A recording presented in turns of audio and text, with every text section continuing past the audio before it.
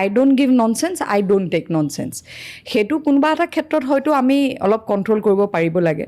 কিন্তু অহংকাৰ মানে এটা কথা মই সদায় জীৱনত শিকি আহিছোঁ, এষাৰ বাক্য আছে যে অহংকাৰে হৈছে পতনৰ মূল। গতিকে অহংকাৰ কৰিব নালাগে। আৰু এটা মানে প্ৰসংগ আনো দেই, অলপ দিনৰ আগতে প্ৰাক্তন বিধায়িকা, আপোনালোকে চাগে সেইটো চাইছে, এখন ভাষণত কৈছিলে যে মানে বিয়া হোৱাৰ আগত এগৰাকী মহিলাই মানে পকেট গৰম কৰাটো খুব বেছি প্ৰয়োজন। বহুতে সমালোচনা কৰিছিলে, বহুতে পজিটিভভাৱেও কৈছে। আপোনালোকে এই কথাটো কি হিচাপে চায়?